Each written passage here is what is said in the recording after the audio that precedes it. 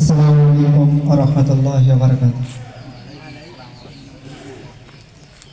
আউযু বিল্লাহি মিনাশ শাইতানির রাজীম। বিসমিল্লাহির রাহমানির রাহিম।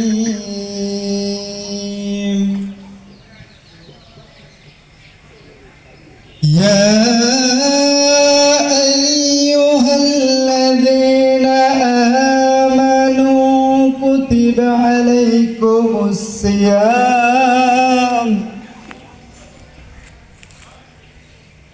كتب عليكم الصيام كما كتب على الذين من قبلكم لعلكم تتقون صدق الله العلي العظيم। ইরশাদ হচ্ছে, হে ঈমানদারগণ, তোমাদের উপর রমজানের রোজা ফরজ করে দেওয়া হয়েছে, যেমন তোমাদের পূর্ববর্তী নবীদের অনুসারীদের উপরে ফরজ করে দেওয়া হয়েছিল। এ থেকে আশা করা যায় তোমরা তাকওয়ার গুণাবলী অর্জন হবে। এটা হচ্ছে পবিত্র কোরআনুল কারীমের সূরা বাকারার 2 নম্বর সূরার 183 নম্বর আয়াত। এই আয়াতটা আমরা অনেকেই শুনে থাকি বা অনেকের মুখস্থ আছে। আল্লাহ রাব্বুল আলামিন এই পবিত্র রমজান মাসকে এত গুরুত্বপূর্ণ বানিয়েছেন কেন? এটা কি বলতে পারবেন আপনারা? গুরুত্বপূর্ণ মাস হিসাবে পবিত্র রমজানুল মোবারক কেন হয়েছে? আল্লাহ রাব্বুল আলামিন বলেন, শাহরু রমাদান আল্লাযী উনজিলা ফীহিল কুরআন হুদাল লিন-নাস ওয়া বায়্যিনাম মিনাল হুদা ওয়াল ফুরকান। এটা এমন একটি মাস যে মাসে আল্লাহ রাব্বুল আলামিন পবিত্র কোরআনুল কারীম নাযিল করেছেন। আল্লাহ রাব্বুল আলামিন পৃথিবী সৃষ্টি করার পর ধারাবাহিকভাবে 12টা মাস তিনি উল্লেখ করে দিয়েছেন।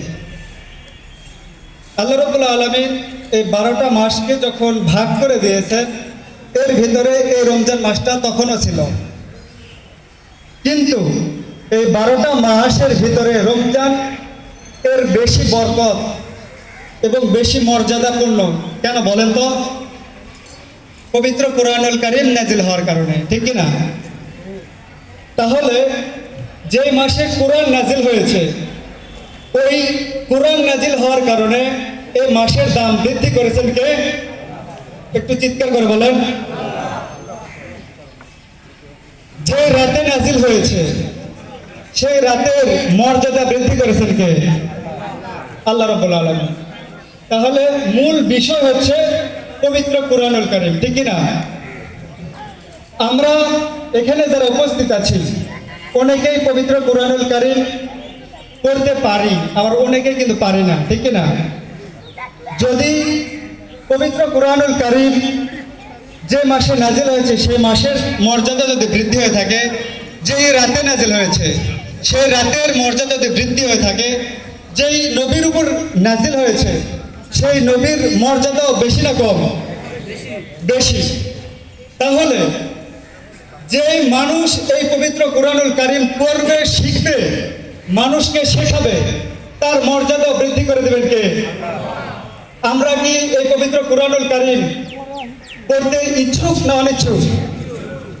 এখনো যারা আমরা পবিত্র কোরআনুল কারীম শিখতে পারিনি, আজ থেকেই আমরা প্রতিজ্ঞা করি সামনে মৃত্যু আসার আগ পর্যন্ত আমরা যেন পবিত্র কোরআনুল কারীম শেখার চেষ্টা চালাই। ইনশাআল্লাহ চালাবেন তো? তাহলে আজ থেকে আপনারা এ ওয়াদা করতেছেন যে হচ্ছে আমরা ইনশাআল্লাহ পবিত্র কোরআনুল কারীম নিজে পড়ব এবং অন্যকে শেখাবো। যদি না পারি তাহলে যে পারে তার কাছে শিখবো, ঠিক আছে তো? তো এ পর্যন্ত আমার কথা এখানেই শেষ করছি। আসসালামু আলাইকুম ওয়া রাহমাতুল্লাহি ওয়া বারাকাতুহু।